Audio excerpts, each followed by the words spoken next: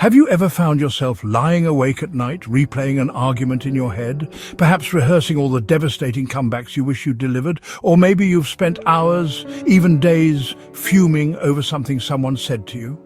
What if I told you that these moments of anger, frustration, and irritation aren't inevitable responses to the world around you, but rather choices you make, often unconsciously? My name is Professor X, and today we're exploring one of the most powerful philosophical traditions ever developed, Stoicism, specifically the Stoic approach to emotional mastery. By the end of our time together, you'll understand why the ancient Stoics believed that true freedom comes not from controlling others, but from controlling yourself. The question we're answering today is deceptively simple. How can we live in a world filled with difficult people, challenging situations and unexpected obstacles without being constantly disturbed by them? The answer lies in a 2,000-year-old philosophy that remains as relevant today as it was in ancient Rome. Let's begin. To understand the Stoic approach to emotional mastery, we first need to understand how the Stoics viewed the world. At its core, Stoicism is built upon a fundamental distinction that, once truly grasped, changes everything.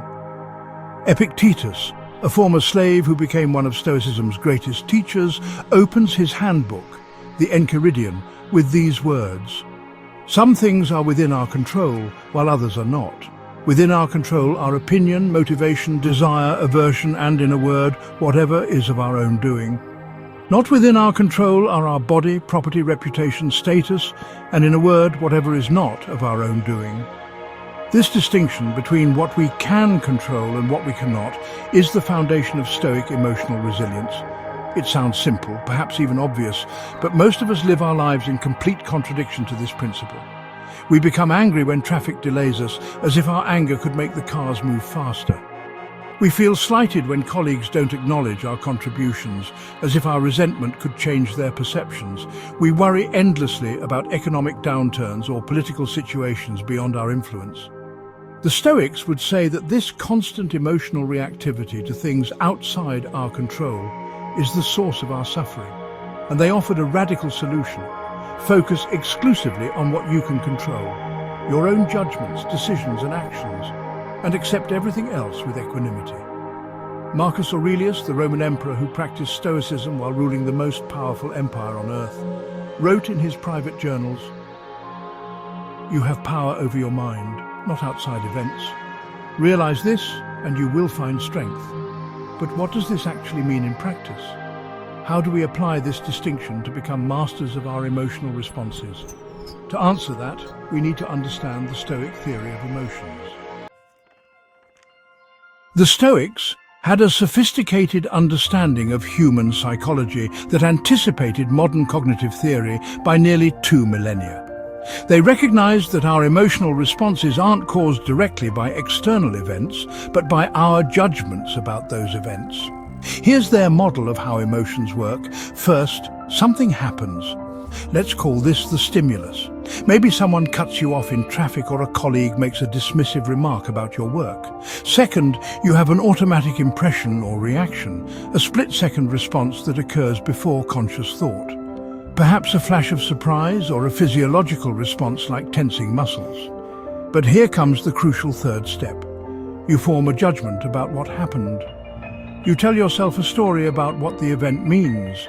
That driver deliberately cut me off because they're selfish and reckless. My colleague is trying to undermine me because they're jealous of my abilities. According to the Stoics, it's this judgment, not the event itself, that creates our emotional response. Seneca, another great Stoic philosopher, advisor to Emperor Nero, and one of Rome's wealthiest men, put it this way: "It is not the things themselves that disturb men, but their judgments about these things." This insight gives us enormous power. If our judgments create our emotions, then by changing our judgments, we can transform our emotional responses. This doesn't mean suppressing emotions or becoming coldly rational.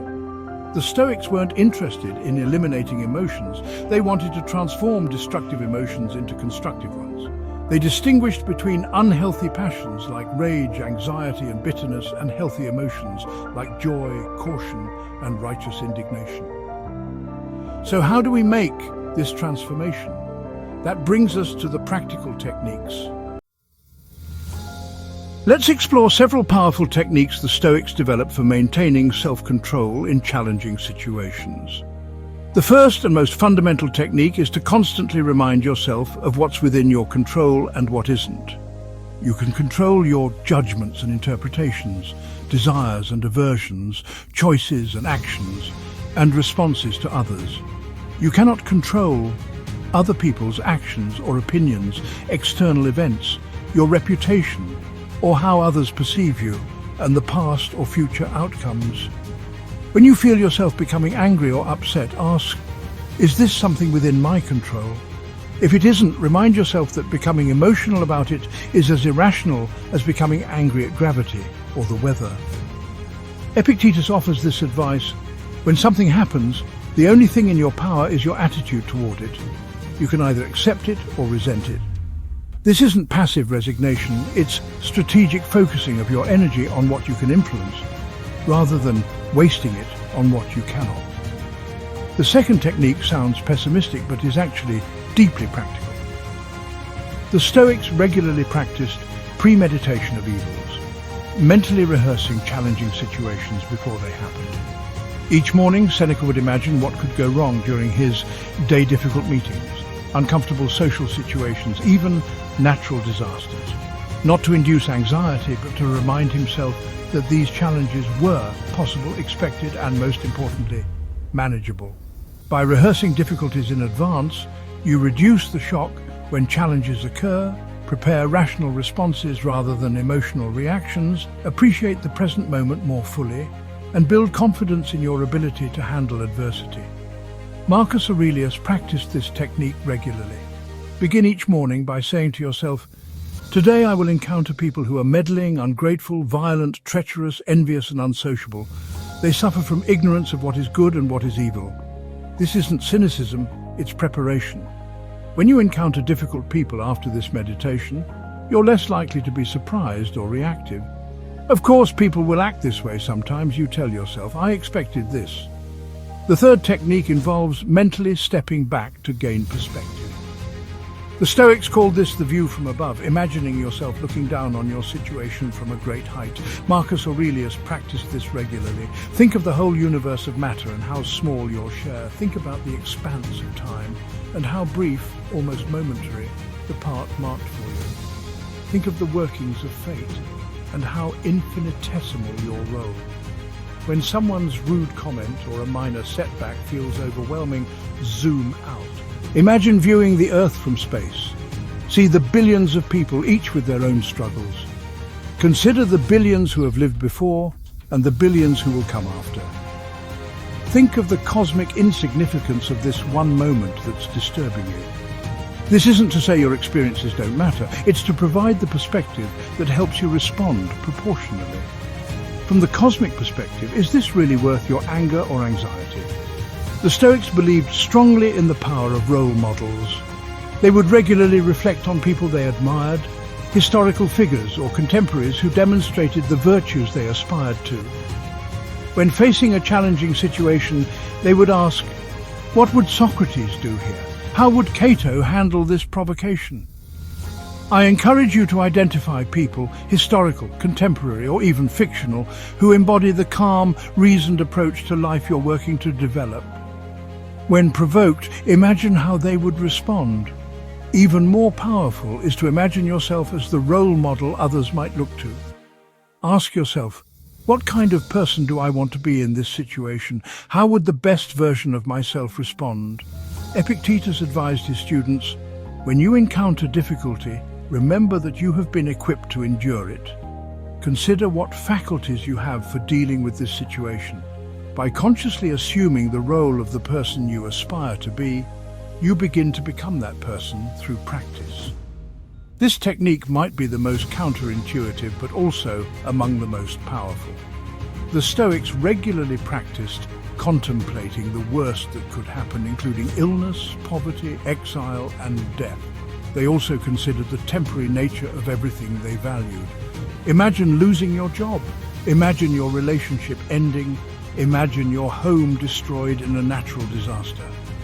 Even imagine your own mortality or the mortality of those you love. This isn't morbid obsession. It's a profound technique that accomplishes several things simultaneously. First, it diminishes the fear of these outcomes by making them familiar through contemplation. Second, it generates profound gratitude for what you currently have. Third, it reduces attachment to externals that are ultimately beyond your control. When you truly internalize that everything you have is on loan from fate, your possessions, your relationships, even your body, you appreciate them more deeply while they're here, and you hold them more lightly, knowing they are temporary gifts rather than permanent possessions. Seneca put it beautifully: nothing ought to be unexpected by us. Our minds should be sent out in advance to meet all problems, and we should consider not what is wont to happen, but what can happen.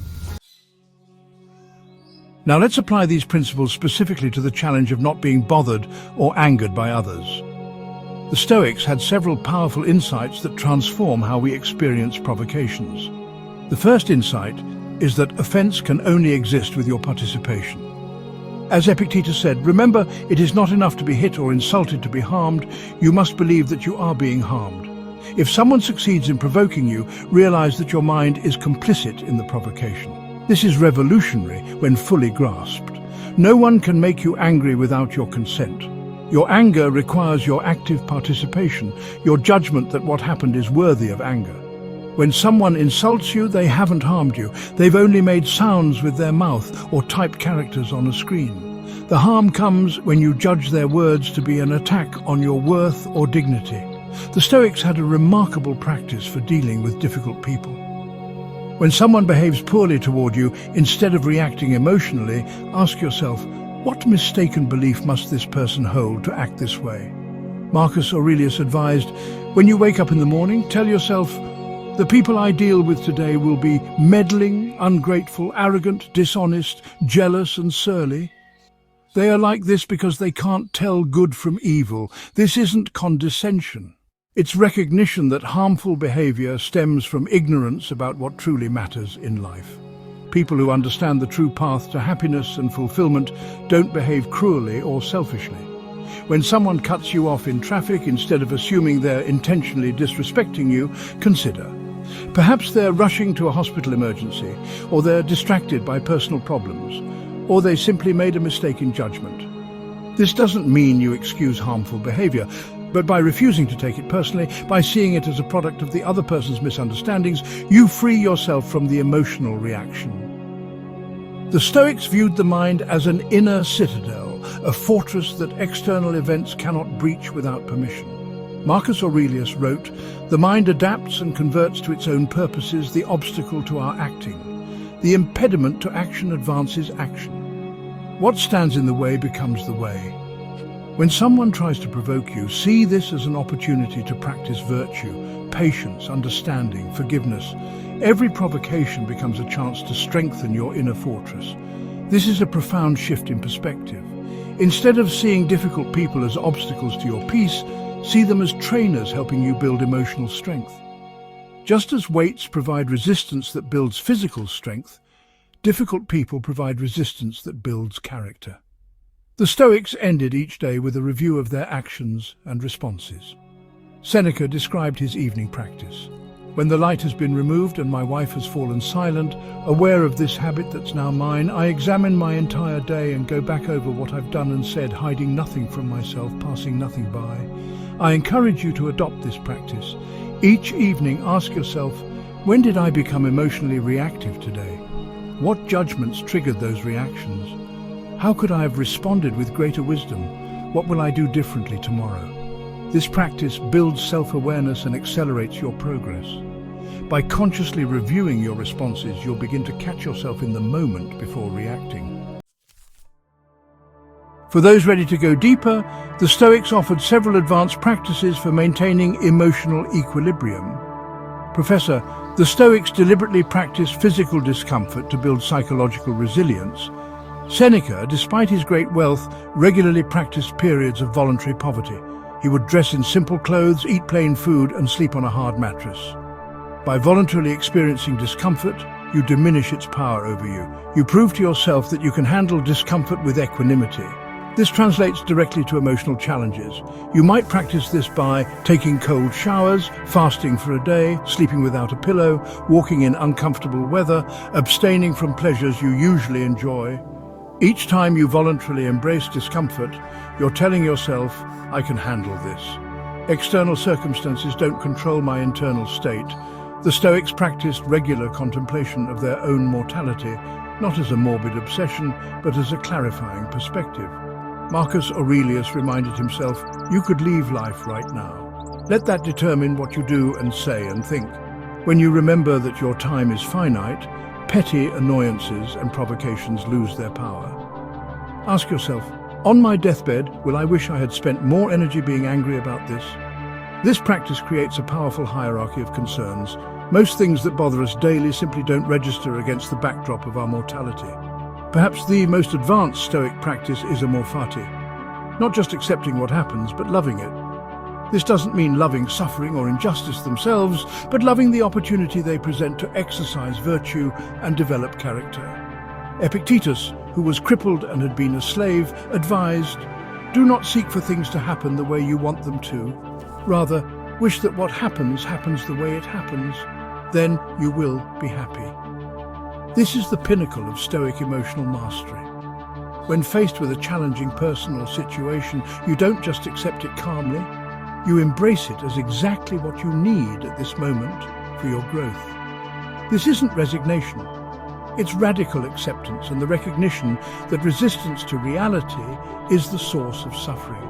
When you stop fighting what is, you free up enormous energy to respond effectively.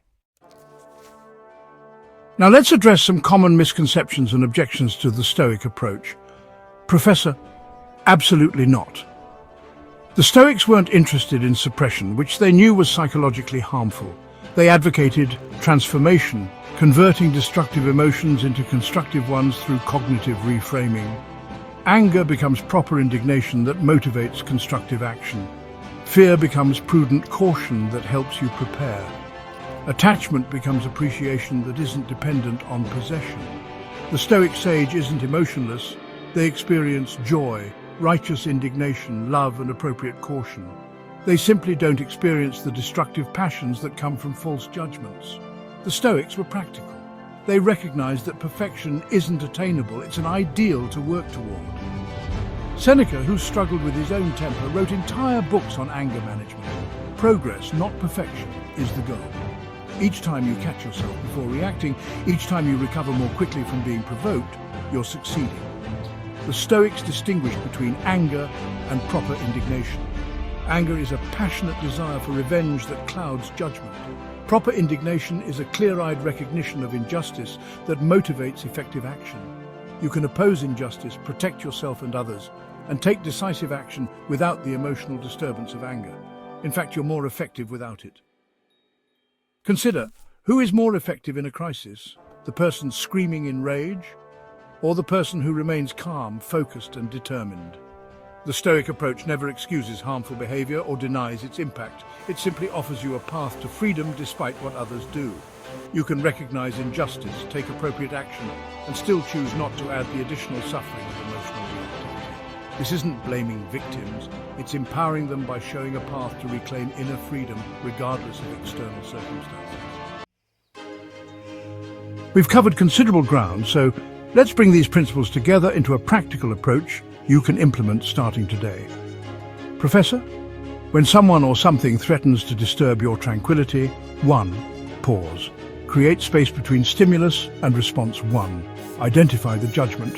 Ask, what am I telling myself about this situation? 1. Apply the dichotomy of control. Is this something I can control? 1. Reframe. How would my role model view this? What's a more realistic judgment? 1. Choose a constructive response. What action would serve my character and values?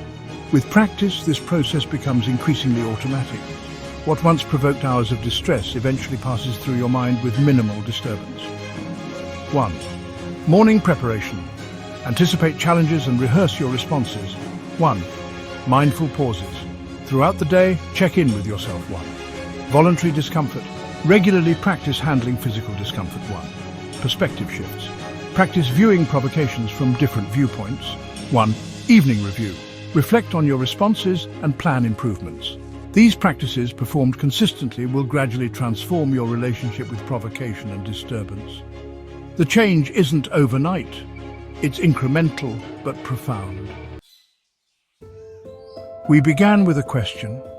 How can we live in a world filled with difficult people and challenging situations without being constantly disturbed by them?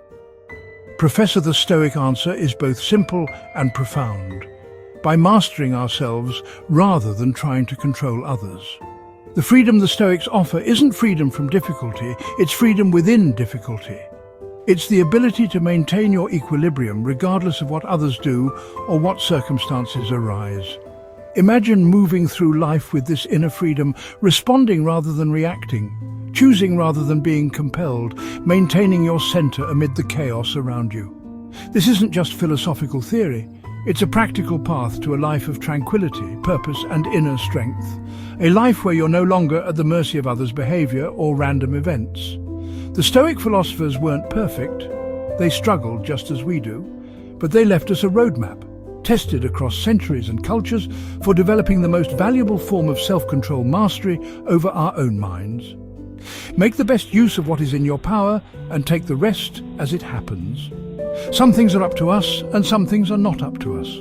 Thank you for joining me on this exploration of Stoic wisdom. Remember that this journey is a practice, not a destination. Each provocation is an opportunity to grow stronger. Each difficult person is a teacher. Each challenge is a chance to display the person you're becoming. Be well, and may you find tranquility in even the most challenging circumstances.